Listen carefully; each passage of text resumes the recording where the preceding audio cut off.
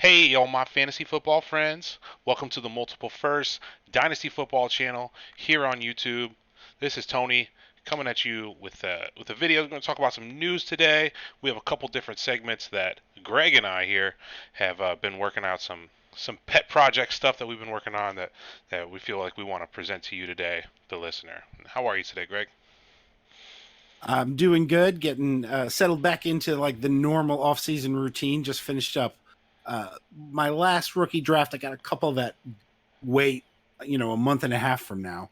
But I've got no more rookie drafts for the next month and a half. Maybe a startup to fill the space in between. But I'm just trying to rebalance my rosters and get ready for camp now. I'm kind of switching into that mode. Last rookie pick was made yesterday. So transition time. How about you, Tony? Yeah, I feel good today. I've been basically in some type of live draft for the last like 60 days. I feel like something has been live, be it a startup or a rookie draft. And then my group of friends, they just keep pulling me into another startup, pulling me into another startup. It's starting to get pretty absurd. But I've been running the multiple first strategy in pretty much every league. I mean, I've the Louisiana Sports League brought up on screen right now. I have 523 firsts in this league. Uh, um, you know, just every league, I'm just stacking these 23 firsts up right now. Yep, man. Mm. You you're gonna have quite a time managing all these rosters come in season time. Yeah, you're right. You're absolutely right. And like, I want to purge if I can. Some of my lower stake stuff, like the 20, 25ers, 30ers. Like, I'm thinking I might pay a year ahead and then just hand it off to someone. I want to raise my stakes. Only be playing in higher stakes leagues, just to make my time more valuable. Like, it's fun winning a league, but you win a $10 league, it's kind of doesn't even feel worthwhile sometimes, unfortunately. It's just the sad reality of the situation. There you go. Hey, so let's take a look at some news that's been going on since the NFL draft, since we dropped our mock draft episode, and uh, since everybody spent the last 2 weeks in those live drafts. Obviously, the big news around the league today is the Jerry Jeudy situation. Jerry Jeudy was arrested for misdemeanor criminal tampering with a domestic violence enhancement. Anything that says domestic violence on it is serious, and he was held without bond. Um, the sheriff's department has made it clear that there was no physical violence between the individuals in the incident. Don't love talking about this kind of news. Don't love that people are out there behaving like this, but it appears that what happened was that Jeudy had his ex's cell phone and wallet and locked them in his car and wouldn't allow her to access them or leave, and the police were called. Um, that is not acceptable behavior. Guys out there, that is, threatening and controlling with your bigger size. But as far as the league is concerned, I think that this will be between a fine and a 2-game suspension. And I don't think it massively impacts his season. What do you think about that end, Tony? Yeah, I mean, he might have a lower fantasy finish because he has to miss 2 games. But as far as like his overall dynasty value, basically doesn't move for me. I'm still going to be drafting Jeudy.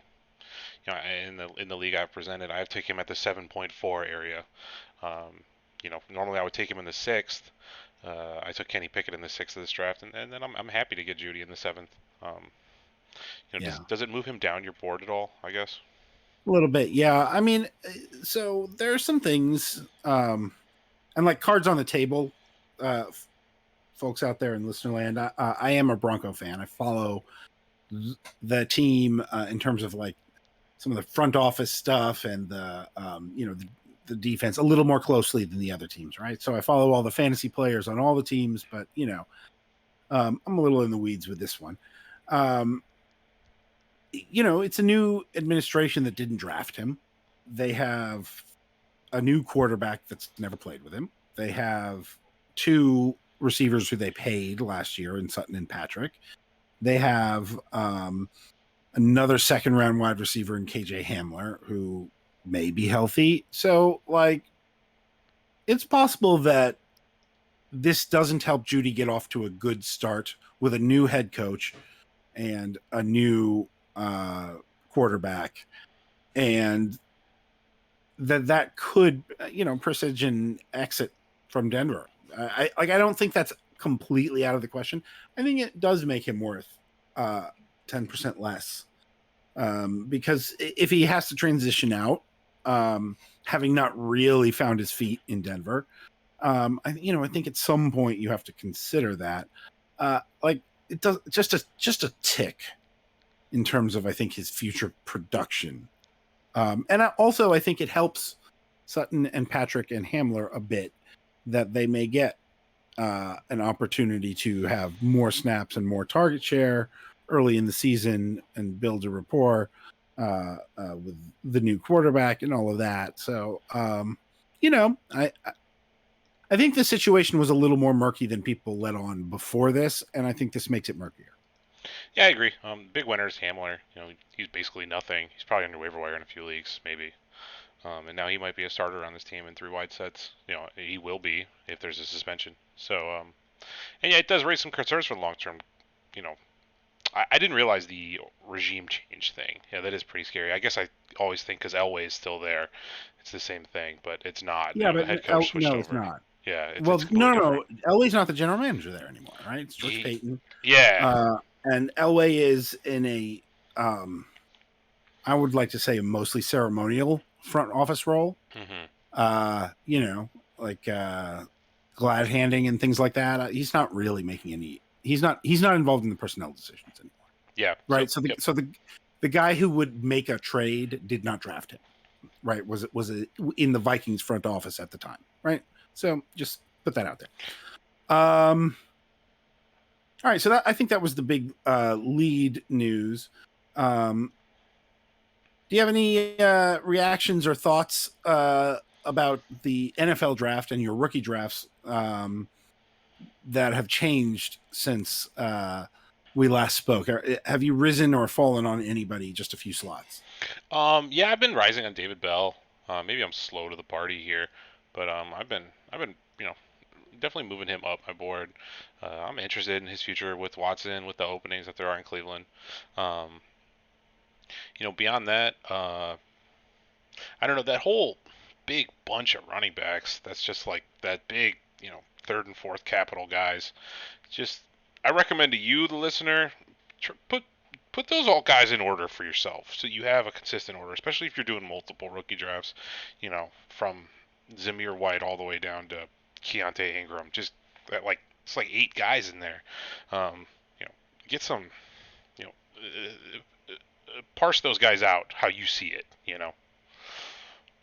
Yeah, they are a big, just massive guys that could go. It's a big really brick of running backs, right? Like it's a big rock of them, and you got to figure out who's who in there. Hassan Haskins, Tyler Beatty. He's not really one of them. Pierre Strong is the one I meant. Algier, Zamir White, just all these guys. Absolutely, yeah, all of those guys. Yeah, I think the more I have looked at this draft, the more I have pushed up David Bell too. Like that is a name that I think you and I, as of everybody, were just of all of the prospects, you and I as a pair were a little low on him as the one. And then I think maybe for me, another guy I've been rising on a little bit is Isaiah Spiller, as I've looked just a little bit more into Austin Eckler's contract situation. I just think there's a little more opportunity there for him to transition into the lead guy than I was previously giving credit for. I was, a little down on that 4th round draft capital, but yeah, no, not too much. Who's your most drafted who's your most drafted player in rookie draft? One or two guys, and then who else have you faded? I've gotten Kenneth Walker in almost every rookie draft I've done. Really? Yeah, I was had multiple firsts in most of my leagues, and I was very willing to make, deals where I move my, I'd move a different top 5 pick up a couple slots, and then move a later first or an early second down a few slots to compensate. I'm never giving up assets. Pretty much all those deals have been 2-for-2 type deals, but that's kind of a cop out because he's such an expensive player. If we're talking about more reasonably acquired pieces. I think that's a cop out if he's your most acquired player. Like for me, he's my most owned rookie right now. Okay, yeah. So for me, it's usually somebody at the bottom. Like my most owned rookie is Tyquan Thornton. I've got just tons of him because like it shakes out that the same 5 or 6 guys are available in all the third rounds, and like you're just 10% higher on one guy, or you think the league's a little low, you end up getting him everywhere. So that would be maybe my guy who I got the most of. And like a couple of years ago, it was Van Jefferson in the same way, right? Like somebody like they're just for me, I get a lot of that early day 2 wide receiver that people think is a reach and don't like. So yeah, that's probably my number one owned. I own also quite a lot of Jelani Woods. He's a stud. I'm getting more of him a little bit. But, I'll throw a couple names out there rapid fire that I have been picking up a lot. Is Ty Davis Price, been really targeting him. I mean, you're talking about a top 100 pick 49er who is 230 pounds, 6'1", LSU pedigree, and he ran a 4.5 40. So, yeah, maybe he's not that good, but Shanahan gonna coach him up, and he might be a steal. But Ty Davis, I've been picking up a lot of Hassan Haskins just as a bet against Henry's health, and who is the other one? Boopa Doopa. I had somebody on my mind. I don't know. Guess it wasn't that important. There you go. Velus Jones is a guy I think got overfaded, and I ended up with a decent amount of him around the 3-4 turn. Yeah. Like, people didn't like the pick. I didn't like the pick. And sometimes when something goes bad, the community can over adjust to it. And, he was a third round. He was a high third round draft pick to a team that has no wide receivers. There's a chance he plays a lot as a rookie. So yeah, like if I can get him at the 403, like I feel like I'm stealing at that point. So that's another guy I've gotten a lot of. Sure. So I think that's enough high-low talk. Let's get into a couple of quick running back moves. Mike Davis to the Ravens. What do you think it says about anything?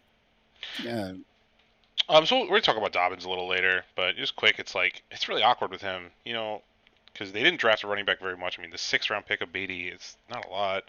And so you're thinking, okay, this is a good bet for Dobbins' health, and then they bring in Davis, and it's like, I don't know.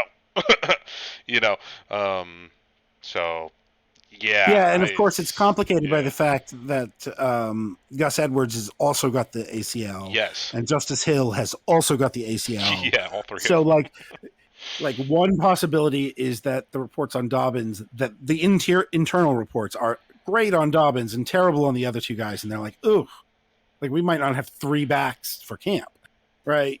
So that is a possibility. It's hard to say. Sony Michel to the Miami Dolphins.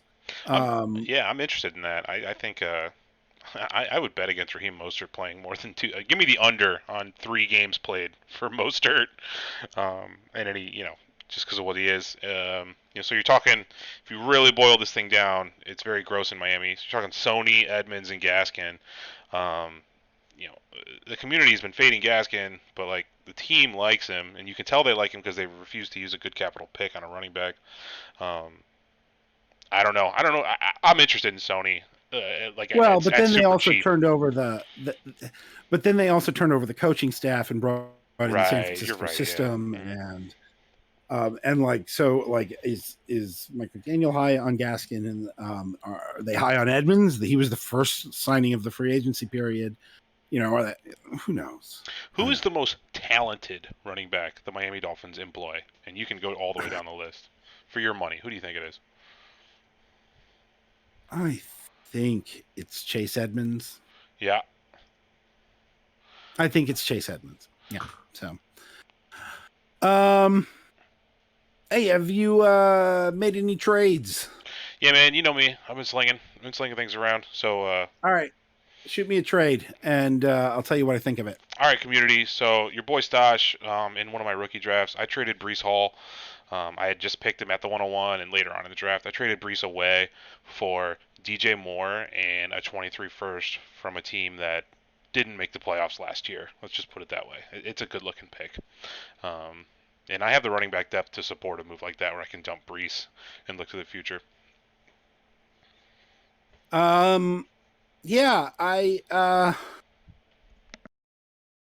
that's not bad. I think you could actually get more from Brees, to be frank.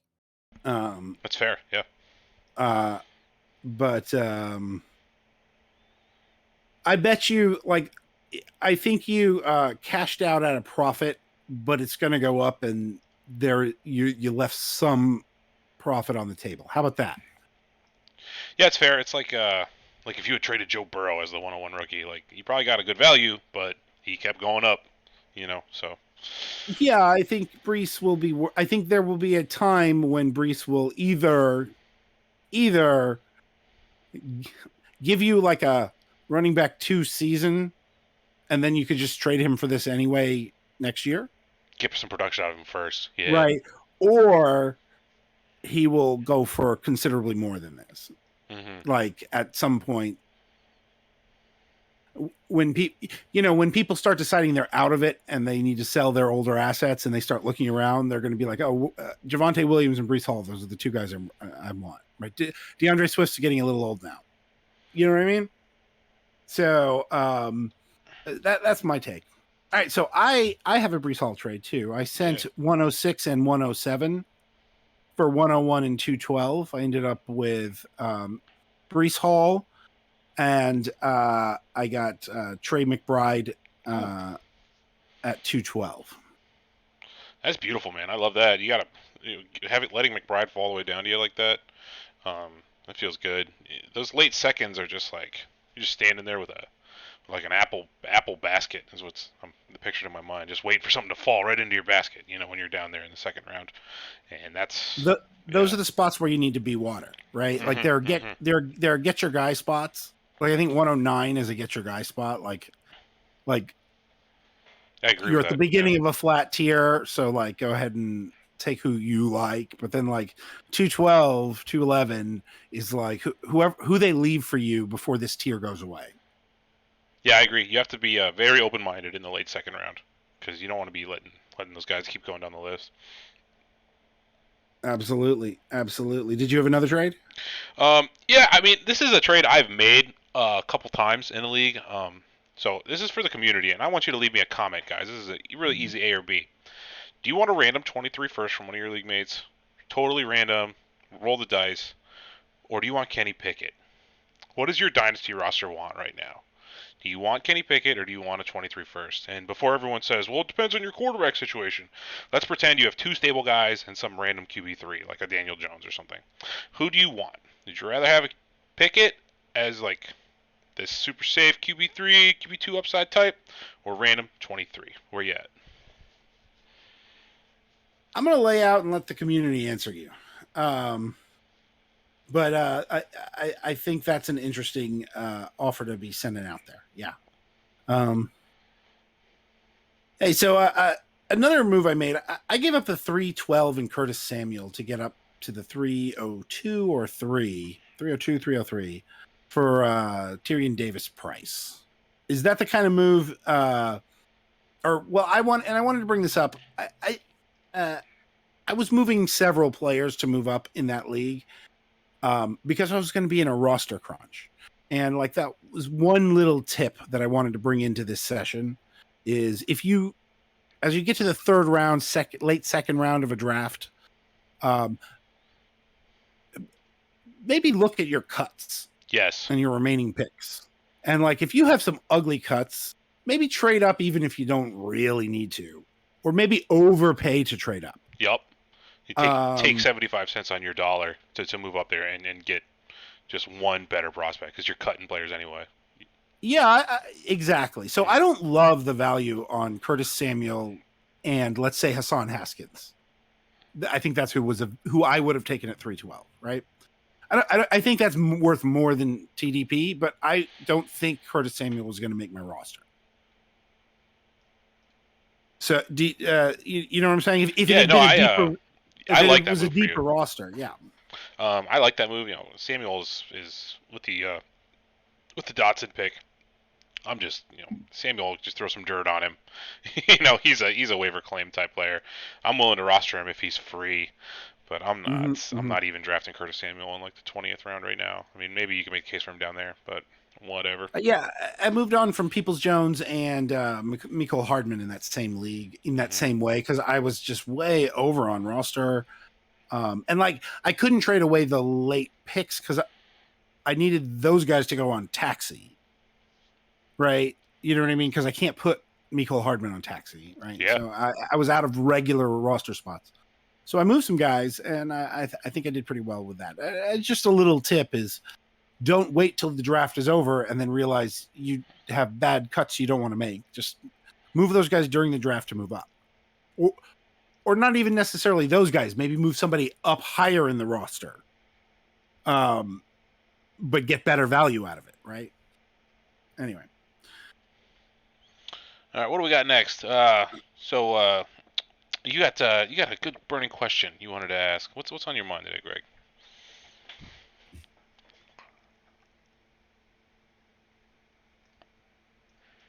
Hey, you there, brother?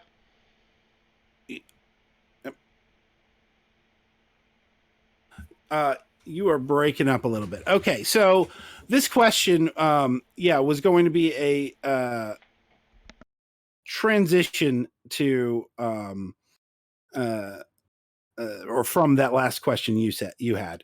So my question for you is, what spot in the first round of a 2022 draft would you give up for a random 23 rookie pick? I mean, I've been taking Pickett at 6, and on that question I asked earlier, I probably would rather have the 23 than Pickett. So 6. Usually on the 106 is where I'm starting to blast in the league. I'll move this for a 23 first, or I'm sending out flyers of this pick straight up. 6, if you can get a 23 first for your 9th or lower, you're doing very well, in my opinion. Very good. Yeah, I can't get it for anything. I hear you. Yeah. I'd give 3. I'd give 3 at this point. You just yep. And I'll tell you, part of the reason why is that as I'm starting to see what those 23s are starting to go for now, like you can cash that back in September for what you need if you'd like to.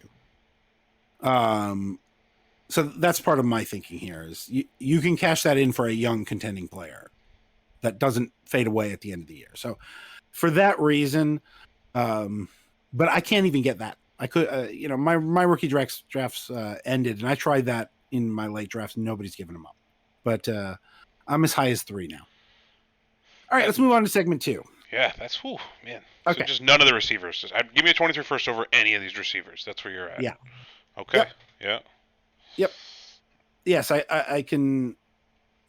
Yes, I can package. Like I can turn that 23 first into CD Lamb without adding enough to you know what I mean?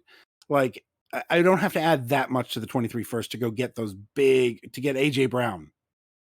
Right. People are a little sour on him now. I'd rather get the 23 first and then go pivot in that kind of direction than go on these guys. People are so high on those 23 first. I'm either like holding those. I'm getting those when I can get them. And then I'm either holding them or go trading them for young stars. Okay, so this was my idea for a segment. I really wanted to do this because, there are different ways you can draft a winning team, build a winning team, maneuver into a winning team. And we all have our own ways. One of my favorite ways is the hard running back fade, right? So it requires a certain setup. I don't like this in like a start 9 league where you've got 2 receivers and 2 flexes. There aren't enough spots to overcome 2 running back spots there, but in leagues that are like Superflex, tight end premium, 3 wide receivers and 3 flexes, and I got a lot of those, I will hard fade the entire running back position. And then I like to stock up on what I call, trademark please, trashy, dirt cheap running backs with league winning upside. So that's what this segment is called. Oh, the dirt. Trashy. Yep. One man's trash is another man's running back. Yes. So trashy, dirt cheap running backs with league winning upside. Right. So when I mentioned earlier that I was transitioning to getting ready for camp, I like to get rid of all my running backs who are worth anything, but not long-term holds, like not multi-year guys, before the NFL draft, before they get run over by these rookies, before their value gets destroyed. And then as I pivot to camp, I try to find a bunch of cheap guys who I can start adding to the back of rosters, who can have like surprise good enough seasons and win you leagues, right? And so guys who did that for people last year included Cordarrelle Patterson, Darrell Williams, Rashaad Penny late in the season. I had tons of those 3 guys. Sony Michel. I did not have much Sony. That was a miss for me. And Deontay Foreman. I had a bunch of him. Right. Rex Burkhead did not have him. Duke Johnson had 2 big games in playoff time. Right. So these kinds of guys who fell into opportunity, Elijah Mitchell, right? Mm-hmm. Those are the guys, right? The trashy, dirt cheap running backs with league winning upside who I like to start collecting now. So I'm going to run through my list, and I just want you to tell me what you think of these names. Okay. Yeah. So off the top, Ronald Jones, Isaiah Pacheco. What do you think of these guys? Either one of them could win your league. I mean, just the Mahomes-osphere is insane, right? I mean, there's so many question marks at receiver. The only real commodity on the whole Chiefs offense is Kelsey, and they're going to throw the ball like 600 times. So, anything can happen. I'm down for both. I'm down for Rojo at whatever his ADP is. I'm down for Pacheco at whatever his rookie ADP or free is. Yeah, I mean, I'm trying to get him in some 4th rounds of rookie drafts, or as a UDFA. Yeah, remember he was the last name we mentioned on our running back preview show. I do, now that you bring it up. Yeah, I remember you saying his name back then. Yep. Okay, so I would like to have a share of the Mahomes-osphere, right? And if I could even get to him, because whoever's the injury away guy, I don't trust CEH to not lose his job, and I don't trust him to stay healthy. Next name, Damien Williams, right? So everybody, Cordarrelle Patterson last year, everybody's in on Tyler Algier, and I like Tyler Algier. You remember Tyler Algier was my guy in our running back preview. Your endorsement and then the position he landed in has me. Yeah. I have a lot of Algier right now because of what we did. I have a reasonable amount. I would probably have more if he had gotten better draft capital, but like 4th round draft capital to a slightly more blocked situation. Honestly, people got high on him. I saw him as high as 201. That's too early for me. Yeah, it's just insane. But like, yeah, right. He was all 2nd round. I got a couple of 301, 302 shares, but like, he was a little high for me. Even as much as I love him, and much as I love that landing spot, I am pivoting into Damien Williams. Gross. Yeah, I'm listening. Like, that's the point. You know what? And if he this is trashy, but he is free. He is free, man. He's on a few waiver wires in my leagues. He's absolutely free, and he's 29 years old. He has done it in this league as recently as 2 seasons ago. And what is between him and lots of carries is Cordarrelle Patterson. Yeah. And a 5th-round rookie. Okay? That's it. Cordarrelle's even older than Damien, if you were wondering. He's 2. Yes. Yeah. Yes. Yes. I believe I saw this stat recently.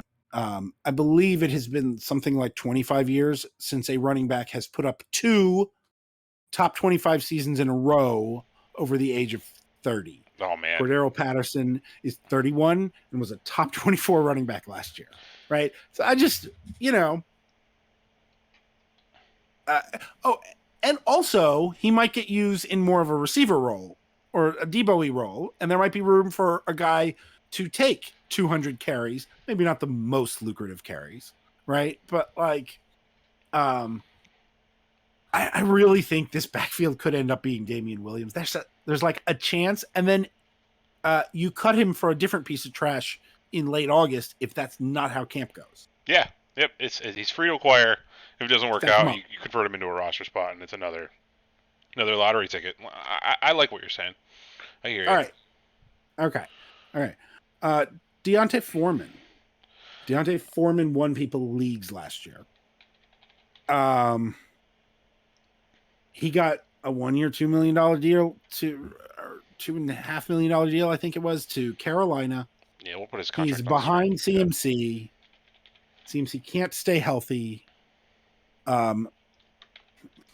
Mike Davis won me a league 2 years ago, right? This is what I mean by trashy dirt cheap, right? Mike Davis won me a league 2 years ago as the CMC handcuff, right? Deontay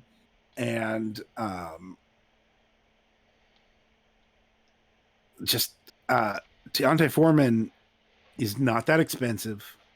There's a decent chance he will, if you even go get him for a third. Like, there's going to be a time. CMC's not playing 17 games this year. When he misses a game, you're going to be able to sell if you want to. If you want out, if you're not in contention in week 9 and CMC's missing, you can sell Deontay Foreman for but get your third back, right? Go get Deontay Foreman. There's also a chance that CMC gets a significantly reduced amount of the between the tackles work, even if he stays healthy. Yeah. Maybe that's how they keep him healthy, right? So there's that.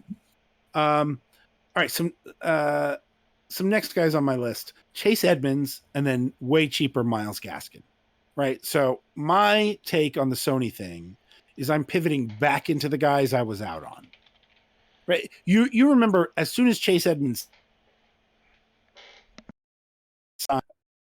that may have been on our very first episode. At the very top of the news segment. I did not like this signing because Chase Edmonds is not an every down back, and he was just demanding that backfield get carved up. And then they brought in Raheem Mostert, and I was like, oh, I hate this so much. Yep, I remember. And other people were like, no, Edmonds will be fine. Now they brought in Sony, and finally everyone else hates it. And even the ones who don't hate it kind of are in on Sony. Whereas I look at this and I think they gave Sony $1.5 million. Chase Edmonds is getting 2 for $12. I think he's still the starter. I think he still gets the passing work and like a decent chunk of the rushing work. And I might finally be back in on him at the prices he's now starting to go on. Like, if I can get him at running back 40 prices, then I feel like I could get a running back low 2, high 3 season out of him. And I think he's getting into that running back 40 range. So that's what I love. The other thing is, I think Myles Gaskin's going to get cut. You could see that, yeah. And so if he gets free in my league, I want to get a hold of him because I think he would be an upgrade as a satellite back plus for a lot of teams in this league. Or Gaskin could lead this team in rushing yards.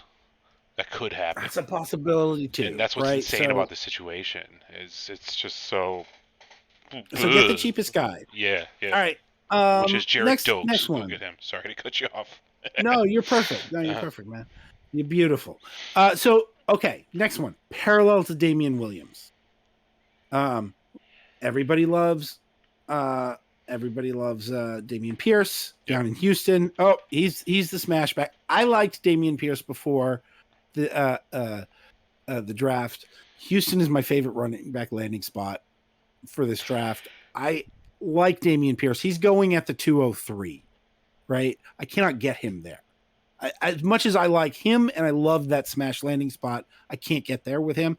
And as soon as I see that, I think to myself, people are oversure that he's going to get all the work. Yeah, I've been And I thinking think that a lot he lately. likely Yeah. will. Mm-hmm. I think he likely will win the job eventually, but people are oversure on that. And so that means Marlon Mack is too cheap. And Rex Burkhead is fully free.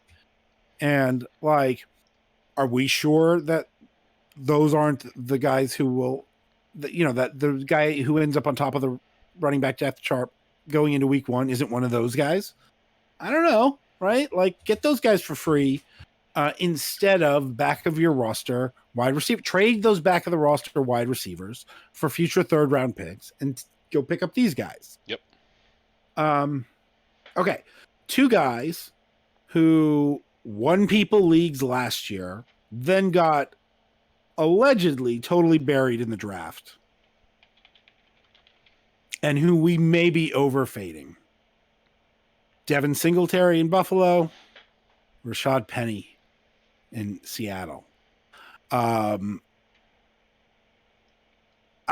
James Cook hurts Devin Singletary, but does he hurt? But like, I think people again are presuming Cook will get more of the work than he will. Singletary is still the lead back for Josh Allen's offense. And you can get him for a 3rd round pick right now. All 5'7" of him. He's so small. Go get for near free. Mm-hmm. Go stack that in a corner of your running back room, right? And he is like he's going to start for maybe the best offense in the league for a large portion of the season, if not all of it. And there may even be some gadgety elements to what they do with Cook, right? They may get Cook involved in ways that don't really hurt him. Rashaad Penny, look, I think Kenneth Walker is great. I think most everybody else thinks Kenneth Walker is great, and that means Rashaad Penny's been buried. Like, again, how free is this? How cheap is this? What if he's the starter and they do that thing where remember when they drafted Penny and Chris Carson got the job, right? Oh yeah, no, I'm high on Walker, but it ain't sunshine right? and rainbows for him. It's freaking scary. Okay, I'm high on Walker. It's a talent play. Okay, from me, it's me saying I love the talent, and I'm gonna just be in on that. That's all. Penny could lead this team in carries, and rushing both. Totally could. But and we've seen. Yeah. And we've seen with Pete Carroll offenses, there was no split. Mm-hmm. Penny could be a 250 carry back, and Walker could be a 120 carry back. Yep, right? Totally could happen. It could be very. It's almost more likely that occurs than the inverse. Where Walker's the 250 and Penny gets the 120. I would almost be betting on Penny to get it. Maybe, I don't know. It's like 50-50, right? But I'd have to think about it. But yeah. If the Penny owner is devastated and thinks, now I need a new running back, I can't count on Penny for anything, right? Again, go have a look. Go poke around. It's a 26-year-old running back who just got replaced. How much would you have to pay for him? So I've added some of these shares of those guys. I've added some shares of Foreman and of Singletary, and I'm trying to get a Penny share here or there. Another guy I'm trying to definitely get is Trey Sermon. I can't get there. Again, sorry. Yeah, I hear you. He's just he's so free. He's really so free. You're right. I've seen him on waivers. Or if you're trading with the Sermon team, just ask for him for nothing, and they'll feel like, aha, I'm giving him a worthless asset to steal the deal. Mm-hmm. Get some shares, right? You don't have to get all these guys, right? Get like 3 of them, 4 of them, whatever. Or find your own guys, right? Some guys you like. But the other thing I've been thinking about, and I was put on to this by another analyst who I was talking to the other day on Twitter. What about getting Trey Sermon for free, TDP in your 3rd round, and then go make a half reasonable offer for Elijah Mitchell, and what you get out of that package will be worth more than you paid for the three of them together Yeah, if you've absolutely. got the roster You spots. probably get Jeff Wilson for a fourth round pick as well as part of that whole amalgamation of things. I mean, Jeff re-signed, so he's in there Yeah. too, or not. Yeah. I don't Yeah. know. I mean, again, I'm not giving anything up for that. I mean, maybe if I have the spots, I'll sign them for free. Um, okay, so you have mentioned Son Haskins. You mentioned Keontae Ingram. These are some guys who have third round ADPs who I think fall into this category as well. Pierre Strong and Kevin Harris are another two I want to talk about there. I think Pierre Strong, I hear some rumors that, they want to groom him for the James White role. James White doesn't stay healthy, wasn't healthy last year. Um, that's that's also just a very unpredictable running back coaching staff. So So, unpredictable. Yeah. yeah. And then we talked about Mike Davis. And finally, J.D. McKissick, Kenneth Gainwell. I think these guys, Gainwell disappointed people last year. McKissick won people leagues 2 years ago. And then got hurt a little bit late in the season last year. These are not cheap guys. And I think they're going to end up getting a good deal of passing down work, both of them. And if you can get some of these passing down work backs who can maybe get enough targets to sustain your running back 2 spot until your injury away guys get that injury, that I think can be very, very useful when you're playing trashy, dirt cheap running backs with league winning upside. Mm-hmm. So I think a lot of these guys could be the key to winning your league if you spend your capital on wide receivers, quarterbacks, tight ends in a tight end premium, and try to scrape by at running back. Before we move on from this topic, can you give me like 3-4 names you liked off this list the most?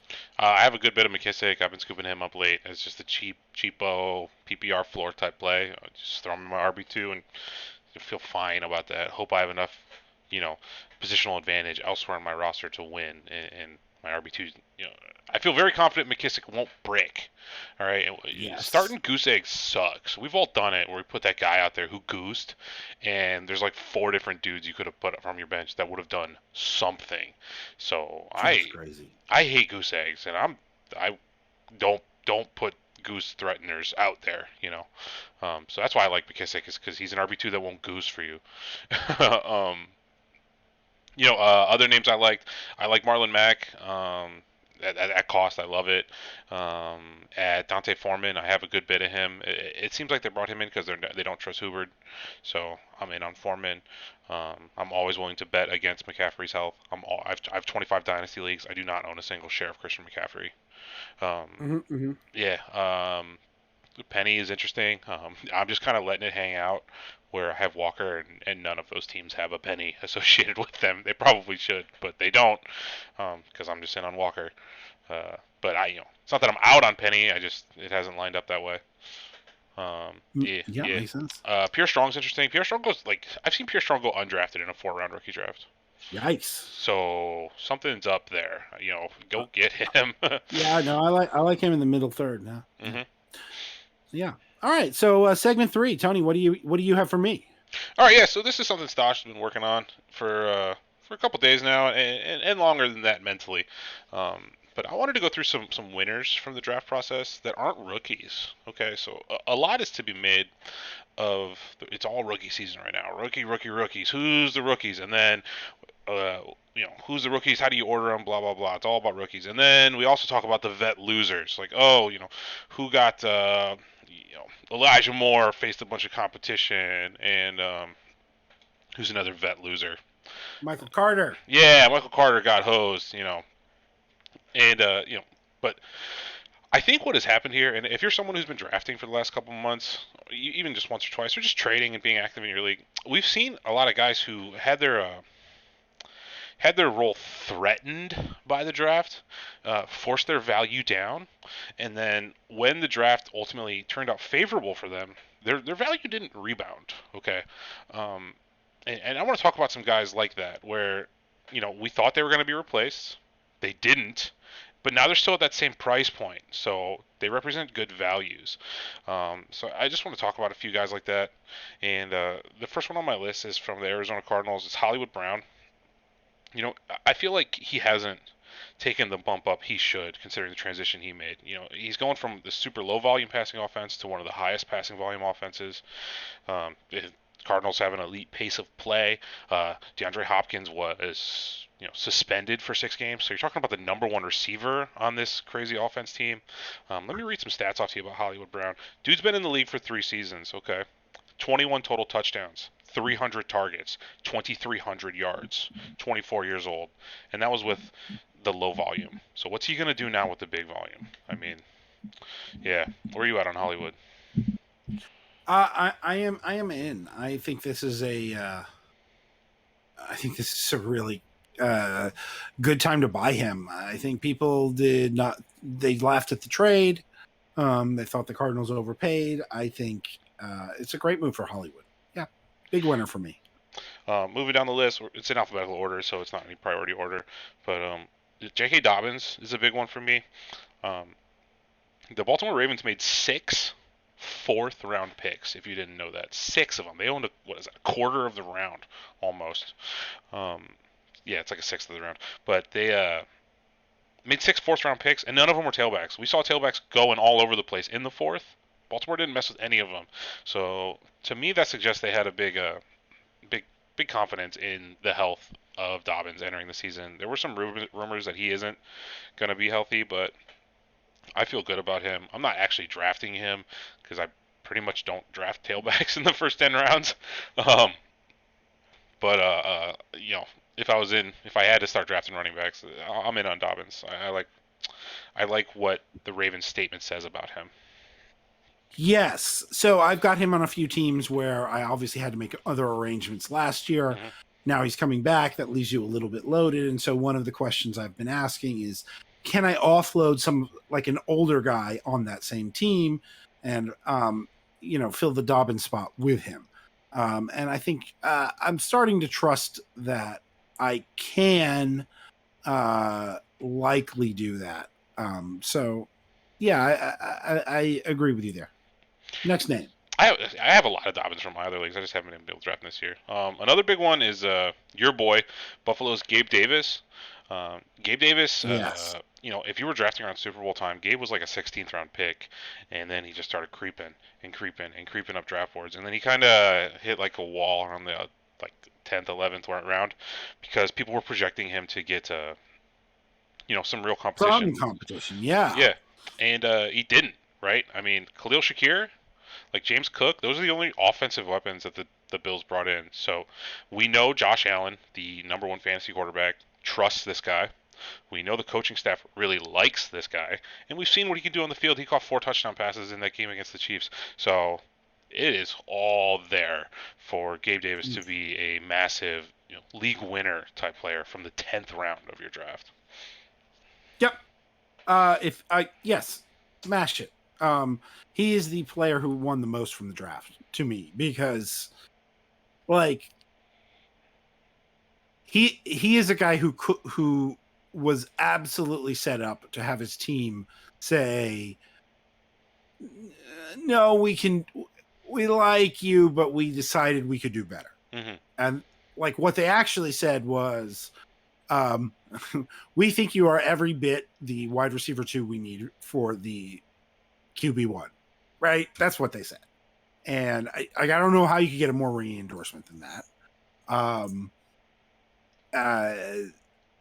They addressed running back. They addressed they addressed a slot receiver in Jamison Crowder, who is no threat to Gabe's outside role. Yep. They re-signed Isaiah McKenzie, right? So, and then they drafted Khalil Shakir. Gabe Davis and Stephon Diggs are the only 2 large receivers they have. Those are the only 2 real outside receivers they have in their top 5. I just think he is going to get all the snaps on the field with an offense you want him on the field at. And if he's in the 10th round of your startup draft, you smash that. If he goes off the way I think he's going to go off in year 3, and maybe I'm the first true Gabe Davis truther to say this. Then you trade him because he's going to be going into his 4th year next year, and they ain't going to pay him. Yeah, that's kind of how I feel about one thing. Yeah, I'm a year ahead of time on Deontay Johnson in that way. I've had a lot of Deontay. I've been picking him up for very cheap along the way, and now he's up here in like the fourth, fifth round, and it's like, whoa, I don't know about this. Yeah, And I've been yeah, kind of wanting to yeah. pivot off him, but it's hard when you look But at he's those at least his targets. team's number one receiver, Yeah, right? So like, what they are not going to pay Gabe Davis to be the number two. no, they're not. They're going to draft somebody to be the number two Yes, they will. with number one upside, Hmm. right? So like, he's going to be there, and he's going to be the number two there for 2 more years, and then somebody's going to overpay him to be their number one, like Christian Kirk. Hmm. That's what's going to happen, and that's going to be fine too. Yep. So like, go get your Gabe Davis, definitely. Yeah. Right? But like, do understand that if he has a huge breakout year and gets to that high ADP next offseason, it might be time to move. Who's your next name? Next name is Carolina's Terrace Marshall. Terrace Marshall. Yeah, fits right in with the running backs we're talking about. Dirt cheap, right? So Yeah. So there are a lot of things that the metrics people didn't like about his season last year. I get it. He's dirt cheap. And the thing for me is Carolina has not done anything to keep him off the field in 3 wide receiver sets. It's just, it's going to be him and Robbie Anderson with DJ Moore in 3 receiver sets, and there's nobody else there. Not T. Higgins. The other one, Rashaad Higgins is like the next best thing they've got. That's not an option. Nope. They're going to go with this guy with a 2nd round draft capital, and they're going to give him a chance to play, and they're going to see what happens, and maybe it's going to be terrible. Who knows? I mean, even didn't Shy Moore have I forget what it was. Was it an injury or an arrest? Or I don't want to slander the guy, but I think something happened with Shy Moore. Shy Smith recently. Is that what you're talking about? Shy Smith. Yeah, that's the one I'm thinking. Arrested on multiple charges. I'm just reading this now. Stopped initially, so he's speeding 31 miles over, and now he's facing 3 charges. He might have had something in his car he shouldn't have. Like, yeah. But like again, he's okay. Shy Smith, yes. So he was, but like he was a 6th round pick. So like that's the next guy on the depth chart after him, and after Higgins 4. So like there's nothing there to take him off the field. And he is very athletic. So yes, I like it. Yeah, I mean the notes I have on him, he's an LSU grad with 6'2", 200 pounds. He was a top 60 pick last year. So we're in that season. You know what that means. He's a top 60 pick. And right now you can get this guy who is going to be a starter for this team. This team, Carolina, which drafted no pass catchers. Not a tight end, no tailbacks, no receivers. Carolina took none of those. And you can get Terrace Marshall currently at the 214 slot of your draft. That is a late 17th round. That's pretty good. I definitely want Marshall more than anyone else in that area. I'll even take him in the 15th round for what's worth. Absolutely, yeah. Continuing in alphabetical order, the next guy on my list is the Bears' Cole Kmet. This guy's getting some more hype. He might not even qualify for this list, honestly. But I like Cole Kmet this year as one of my outside tight ends that could jump into the top 12. 3rd-year bump. That's a real thing for pass catchers. Kmet's walking into that. 6'6", 260. I love the Notre Dame pedigree. I don't really fancy the school that much. I'm not a big supporter, but those players that come from Notre Dame are generally very well put together. So, yeah. Yeah. So I think he's a good name for this list for he's a better name for this list in some ways for redraft. Because very cheap in redraft, I bet. A lot cheaper than Dynasty right now. Especially a tight end premium redraft or like a best ball. Because the thing about him is what he didn't get was a wide receiver to compete for targets this year. Mm-hmm. I don't think we really expected that he was going to get a tight end to compete with him for his job. Yep. So in that sense, I think he's a short-term winner, like a 1-year winner, because Sure. he'll get that competition next year. But I agree with him. But for redraft, this is a guy who might smash just on like volume on a bad offense. That happens sometimes when a mediocre tight end gets to be the target 2. They can have a real good year for fantasy. Yeah, he had 93 targets last year. He did not catch a single touchdown pass. He finished as the tight end 21. So this guy could be jumping onto a springboard and going right into the top 10 tight ends at the end of it. He could see the exact same target volume, catch 5 touchdown passes, be more productive with the targets he receives, and all of a sudden he's just a massive value wherever you got him.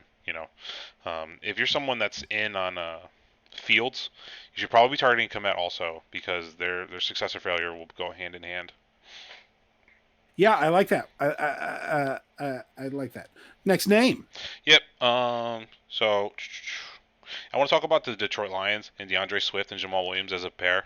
The Lions didn't add a running back in this year's draft, and that means good things for both of these guys. Jamal was very productive in his limited role last year, and Swift is Swift. I don't need to bang the drum for him, but he has no competition coming in. They added threats on the outside, which should open things up for him.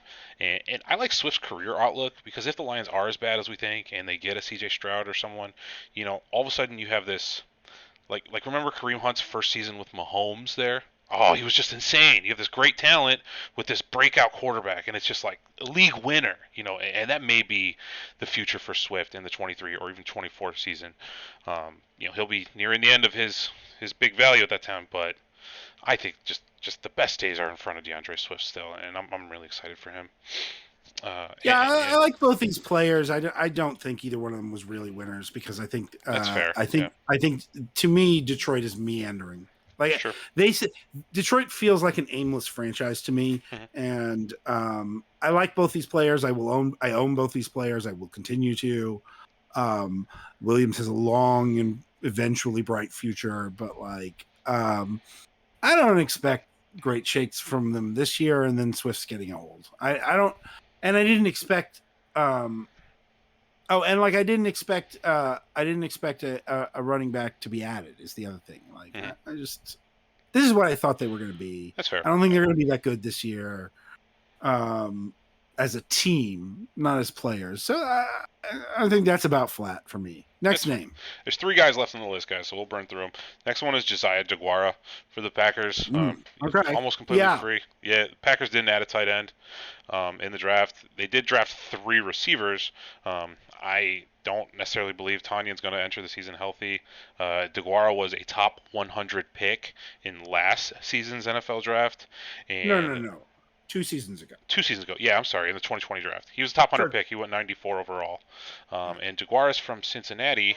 And I'll tell you right now, the last tight end to be drafted into the NFL from Cincinnati is a little fella by the name of Travis Kelce. So whatever that means to you. Where you at on DeGuara? I actually, the name I like here, if I had been making this list, the name I would have put on this list is Robert Tonyan. Okay, yeah. Actually. But I think you are correct that the incumbent Green Bay tight ends, having not gotten any tight end competition at all, right? And there were some 4th round tight ends that I liked in this draft. I would have been drooling on Charlie Kolar if he had gone here. Oh yeah. But no, they didn't do that. They took Christian Watson and Romeo Doubs outside, and then Samori Toure in the 7th. They took 3 wide receivers. And they didn't do anything at tight end. And I don't necessarily believe in any of their wide receivers at all to be like dominant target guys. I don't know that the rookies are going to get there this year. I don't really love the incumbents. I can see Robert Tonyan leading the team in receiving touchdowns if he gets back. He could. DeGuara's a guy I'm willing to cut still if I have to. But he's also someone that based on how big my roster is, if it's a 2 tight end league or whatnot, what my tight end situation is, he's also someone I'm targeting to hold on to. An interesting player, DeGuara. It's completely free. Yes. Big one. So the next 2 names are really the 2 names that inspired the whole list. And the one is Kansas City's Juju Smith-Schuster. I have been so massive on Juju this offseason, and okay, so when he hit the market, when he left Pittsburgh, he was like a 9th, 10th, 11th round pick. All right, probably even lower than that. You could have got Juju, and Kansas City signs him. I really didn't see his ADP go up that much, maybe a round, maybe. And then they trade away Tyreek Hill, and I haven't seen Juju's ADP go up again. Okay, so and then they traded and he didn't go up because Kansas City's going to draft a bunch of receivers. Well, they took one. They took one receiver in Sky Moore, who he's talented, but Juju. Like, look at what Juju Sky is. was the 13th wide receiver taken in the NFL Yeah, draft. look at what Juju is. Take a second if you're a hater and look at this guy. He's 25 years old. He's 6'1". He's from USC. He's been in the league for 5 seasons. This guy knows how to be a pro. In 3 of those 5 seasons, he's finished as a top 20 receiver. He's playing for a contract right now. He's a free agent at the end of the season. Patrick Mahomes is going to throw the ball over 600 times. Kelsey's going to catch 150 of those passes. And just do the math. That leaves a lot of meat for these receivers. Sky Moore can get 100 targets. Juju can get 150 targets. There's still plenty to go around. Juju is just you should just want him in the 8th round. He's a screaming value. That's to way me. too low. That's Yeah, way too low. I'm in That's the way too low. I'm in the 8th round right now for draft. He's available. Yeah. Yep. I'm with you. Mhm. I'm all the way with you. And who's your last name? Last name on the list, and the single reason I made this whole list is Josh Palmer for the LA Chargers. He was the inspiration for this. So the Chargers didn't add a single pass catcher, not a receiver, not a tight end. They did Spiller, that's it. Josh Palmer is 6'2". He's 220. He's from Tennessee. That's an SEC school. SEC wide receivers should be targeted. Palmer, was a 3rd-round pick for this team. Justin Herbert threw the ball, I think, 675 times last year. Think about 675. You're talking Keenan Allen can get 175 targets. Mike Williams get 150 targets. The tight ends as a group can split 100 targets. Eckler can get another 100 targets. And that still leaves plenty for Palmer. After all that, this offense could literally support 3 top 24 fantasy receivers this upcoming season. Josh Palmer, you can get this guy. Currently, his sleeper ADP is 197. That's also the 17th round. How is Palmer still down there? How does Palmer make it past the 12th round, considering the Chargers didn't draft a receiver? I don't know. And then, sorry, the final case for Palmer is if we look at his snap share, he was under 50% snap share until the last leg of the season, the last 5 weeks of the season. He saw his snap share about double. He had several games of almost 90% snap share. And in those 5 games, Palmer had 28 targets for 185 yards and 3 touchdowns. So not setting the world on fire, but very good indication. I like the trend here. Yeah. I was kind of out on this take until you told me his ADP. Honestly, 100. Because to be fair, I think the Mike Williams signing really hurt his value for me a lot, and it hasn't recovered in my mind. But you made a very good case. That's very compelling. I like that. You're good, That's man. a great list, Tony. Thank you. I think first of all, I'm going to have to critique you. You left the biggest winner of the draft off. Who's that? Allen Lazard. Yeah, that probably should have been the Packer. 100% Allen. Yeah. No, but it's Allen Lazard, and but Allen Lazard's the biggest winner of this draft. You're probably right. Yep. I mean, he came in. Everybody's like, he's going to be 7 receivers in front of him. He very legitimately could be the Packers' dominant leading receiver. He could lead them in all receiving categories. Yep. Yeah. And I think we were so fading that possibility as a possible outcome. I think, some other big winners. I think Gabe Davis also. That's a huge winner in this draft for me. And Juju, good name. Yeah, so I really do like a lot of these names on here as big winners. Marshall, yeah, and you really convinced me on Palmer. That's good. I think that was a very good list, Tony. Thank you, sir. I put some work into it, so I'm glad it came out well. Excellent. The Packer should have been Lazard and not DeGuara. I'll concede that. I wasn't even thinking. So I agree with you. Yeah, no, all right. You got anything else for us? Yo, do I have anything else? Not really, man. Just good luck in your rookie drafts. Hit me up, Stash X. Hit Velociraptor up. If you want to ask him some questions about some trades. Greg here is super good at helping me sort out draft boards. We're like, boy, I got 3 picks in the next 15. Can we sort these top 15 out, man? And me and Greg will sit there and we'll pound that stuff out, and we'll help the community out with that. So hit us up. Yeah, and you can also if you hit me up on Twitter at FF Dynasty DGen. Uh, yeah, I'm happy to answer some questions over there too. Yeah, thank you so much, folks. How'd we do? A little over an hour. That's okay. I appreciate you've stayed with us. Leave a comment, hit the thumbs up button, become a first round pick, and hit the subscribe button. Thank you so much for joining us. Have a wonderful night for my friends and family out there.